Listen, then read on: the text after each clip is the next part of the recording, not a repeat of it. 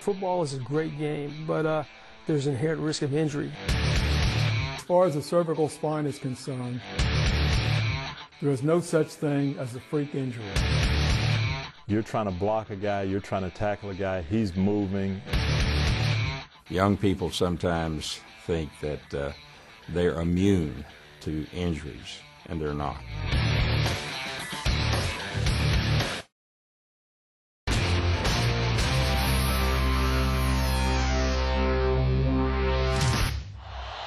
Play fake, Green. Reggie Brown. Popped by Junior Rose Green. He's down. The ball is out. They're calling this a fumble. They sure are. And Reggie Brown is still down.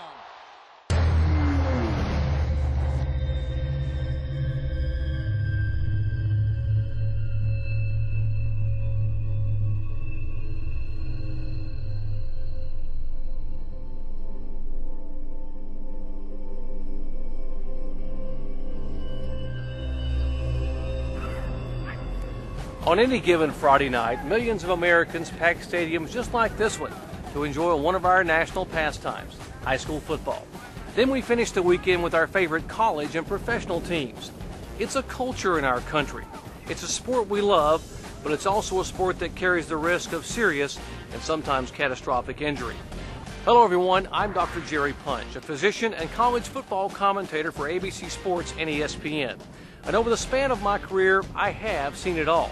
And while catastrophic injuries in football are rare, they are life-changing. And with this video, our goal is to look at how improper contact can lead to head and neck injuries and to provide tips and information to reduce the risk of injury. Now, while it's impossible to eliminate injuries in football, there are steps you can take to help protect yourself.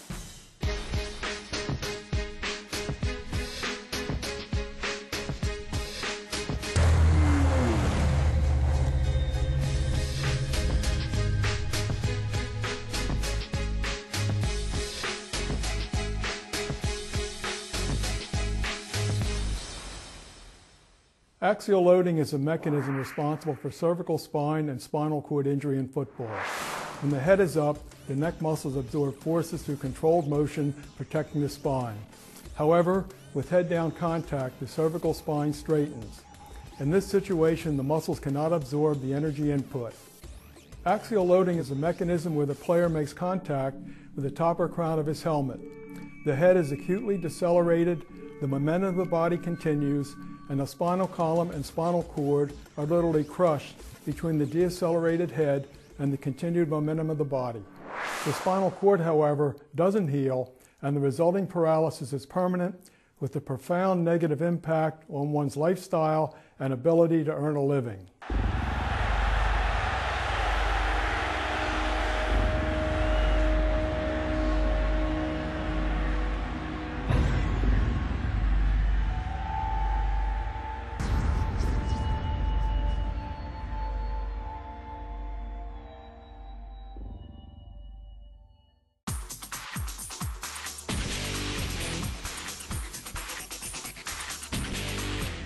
The most common mechanism for catastrophic brain injuries in football is helmet-to-helmet collision.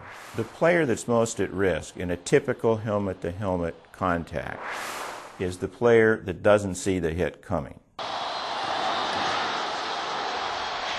So if your eyes are on a ball to catch it and somebody lines you up and has their neck rigid and tense and you have your neck nice and loose and not in a shock absorber position, and you get drilled by this other individual, you're the one that almost always is going to have the head injury. And still on his feet to midfield, someone lost a helmet.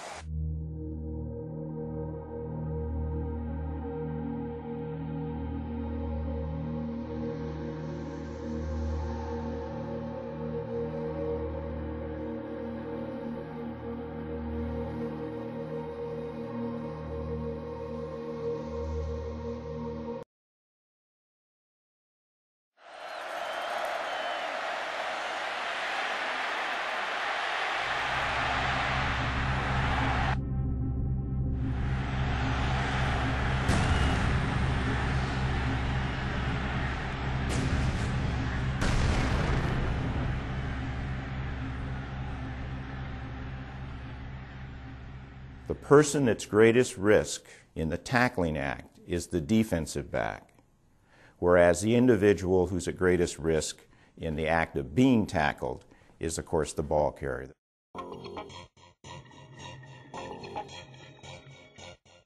From 2002 to 2005, these injuries have increased from 6 to 9 to 12. This is the first time since 1990 that these numbers have reached double digits. What we want players and coaches to realize is that each incident of head-down contact is actually an exposure to catastrophic injury. Those most subject to these injuries are defensive backs.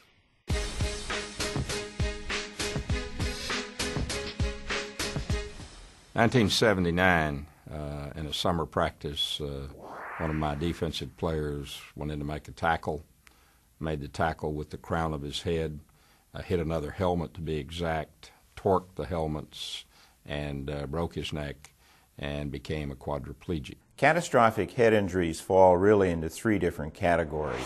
First, deaths due to brain injury. Secondly, a brain injury that leaves permanent neurologic deficit. And then the third category is a brain injury that has neurologic deficit for a period of time, perhaps weeks, months, but then eventually there's complete neurologic recovery. Obviously, using that helmet as a weapon, as a blow, spearing, it puts the recipient at risk. He can get hit with an object going at a high rate of speed and a great deal of force in one spot. Well, the chance for catastrophic head injury increases as the momentum, speed of the two individuals that are going to collide increases. The single play that puts individuals at greatest momentum is the special teams play, the kickoff, and to a certain extent the punt. But more at risk is the person who is making the contact, and that's the guy who gets hurt more often. The concussion, the neck sprain, God forbid the paralysis. You know, that person is at tremendous risk anytime you hit with your helmet first. Of the brain deaths in football, about 40% of the time, the head down position can be identified. That's poor technique.